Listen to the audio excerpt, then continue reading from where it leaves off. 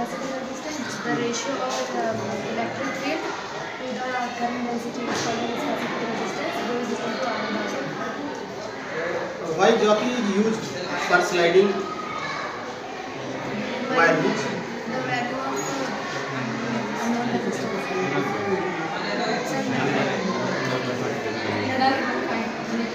नल point find करने के लिए तो हम वायर से भी टच कराते तो जो नल पॉइंट मिल जाता तो इसकी क्या करें?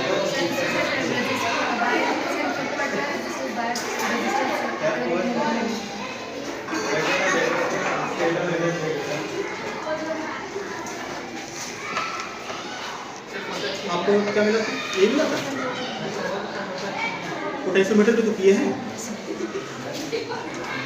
What is principle of potentiometer?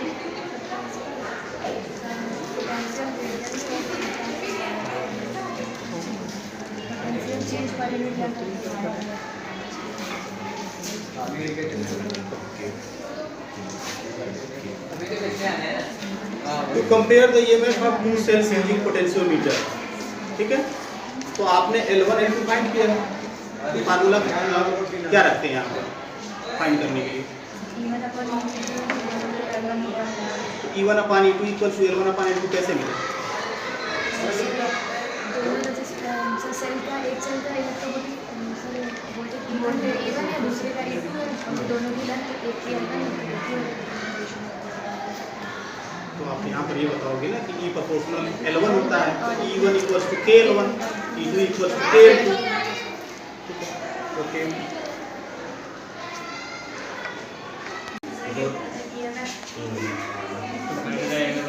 compare the EMF of a primary cell by using potentiometer. What is principle of potentiometer?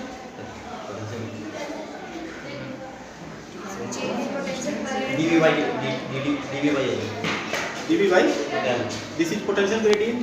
K, yes sir.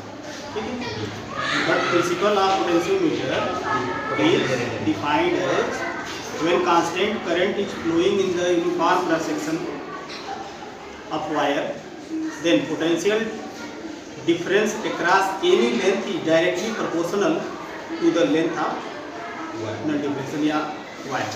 ये डिफाइन करते हैं। E1 by E2 कैसे फाइंड किए? पहले R किया गया R1 by 100 minus L1 by। चलिए एक रिफ्लेक्शन दिखाइए।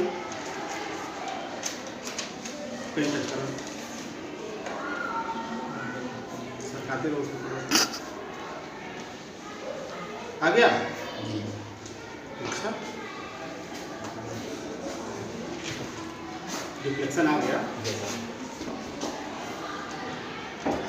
सोचिए तो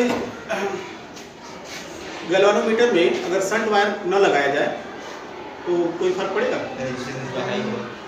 रेजिस्टेंस कॉइल बर्न हो जाएगी। फिर टूटने का डर रहेगा नीडल, इसलिए शंट वायर लगाते हैं।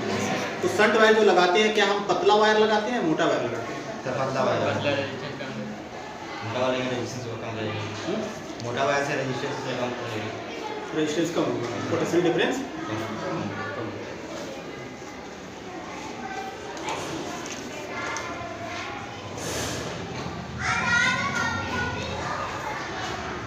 और क्या बताऊंगी? ये कौन सा सेल? ये लेक्लांस सेल। ये डैनियल सेल। लेक्लांस सेल का ये 1.51 बोल्ट। डैनियल का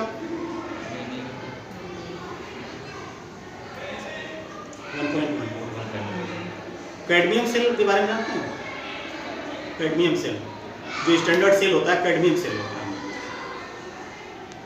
1.08। ठीक है, तो जब भी किसी सेल का EMF अगर कंपेयर किया जाता है तो मतलब जो स्टैंडर्ड वैल्यू होती है वह कैडमियम सेल से कंपेयर किया जाता है और 1.08 इज नियरर टू 1.1, इसलिए यहाँ पर हम लोग डैनियल का जो यूज करते हैं। तो रेशियो क्या आना चाहिए इसका?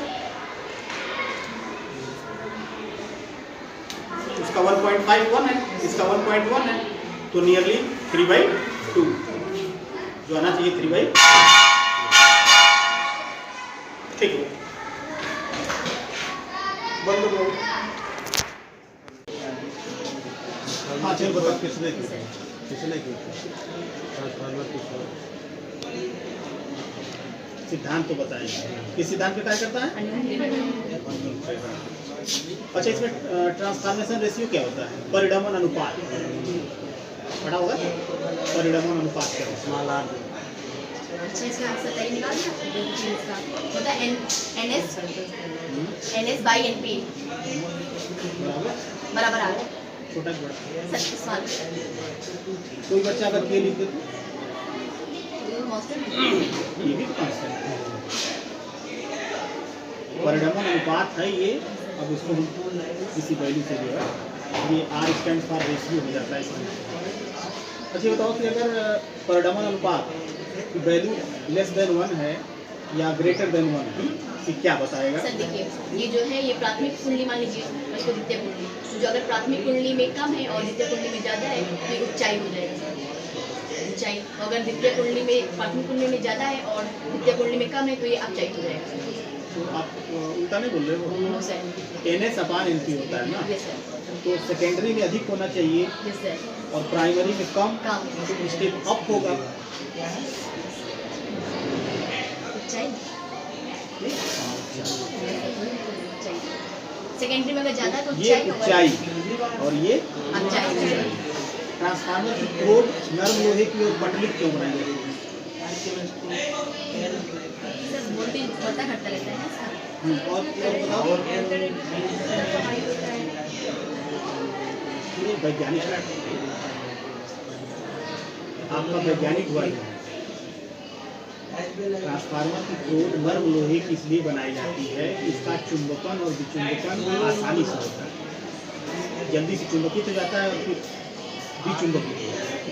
और पटल इसलिए बनाई जाती है कि भंवर धारा उत्पन्न न हो, क्योंकि जब बल्ब पीस में जो है अगर करंट फ्लो कराते हैं तो उसमें भंवर धारा उत्पन्न हो जाती है, जिससे ऊर्जा का अधिकांश हिस्सा क्षय हो जाता है।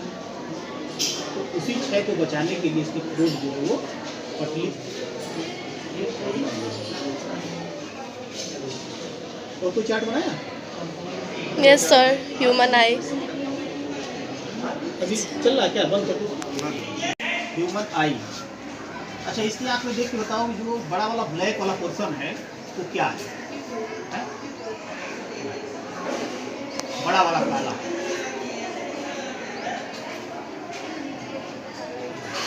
अच्छा, अपनी आँख का बताओ।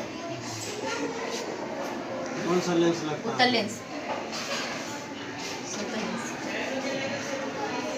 लेंस हमको दिखता ही नहीं बेटा। देखो, ये जो बनाया हुआ है ये कॉर्निया है। ये कार्निया है। Yes, sir. ठीक है, तो जो बड़ा वाला काला हिस्सा है वही कार्निया। यस बड़ा वाला जो काला हिस्सा है कॉर्निया है। ये जो है आई। ये जो काला वाला पोर्शन है यही जो है, कॉर्निया है। और ये पोर्शन जो है बीच में लेंस। इसको नेत्र तारा बोलते हैं। Yes sir. ठीक है। Yes sir. अच्छा, इसे बताओ, इसके पीछे जो है एक ब्लैक कलर की जो है स्ट्रिप होती है, यस सर। इसको क्या बोलते हैं? कोरोइड। Choroid। कोरोइड। ठीक है, क्या काम होता है उसका?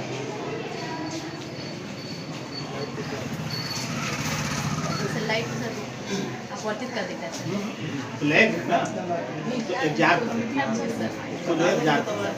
अच्छा, इसमें ब्लाइंड स्पॉट और येलो स्पॉट क्या होता है? सर ब्लैक येलो स्पॉट सबसे सेंसिटिव पार्ट होता है आइस का। What do you mean by sensitive? Sensitive उसमें लाइट पड़ता है तो वो सर जो वाई ये मतलब बिंदु होता है उसमें जो भी बनता है प्रकाश आती है उससे जो प्रतिबिंब बनता है सर वो अच्छा स्पष्ट बनता है। क्यों? ये भी तो पूरा आँख का ही हिस्सा है ना। सर क्योंकि वहाँ पे रेटिना होता है ना उसके पास में। रेटिना तो यहाँ से शुरू होकर यहाँ तक होता है। उसका ये है कि जो रॉड टाइप और कोन टाइप की जो सेल होती है वहाँ पर सबसे प्रचुर मात्रा में होती है। जो रॉड टाइप की सेल होती है और जो कोन टाइप की होती है, ठीक है, ये जो सेल होती है यह इंटेंसिटी के लिए होती है, ब्राइटनेस डिम या इस तरह से। और ये जो कोन वाला होता है C for cone, C for colour, colour के लिए सेंसिटिव होता है। और ये आपका जो है जो ब्लाइंड स्पॉट है यहाँ से ऑप्टिक नर्व को चली जाती है इसलिए यहाँ पर कोई जो है रॉड टाइप या कोन टाइप की सेल प्रेजेंट नहीं होती है, इसीलिए इसको जो है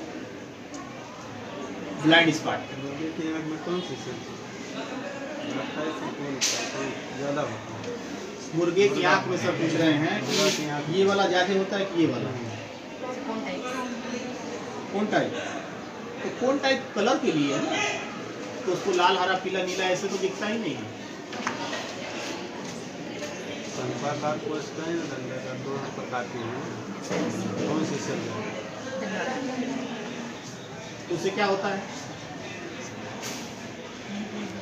जरा सा भी अंधेरा होता है तो उसको दिखाई नहीं देता है, और सवेरे जरा सा भी लाइट स्टार्ट होती है तो उसको दिखाई देने लगता है। ठीक है, ओके।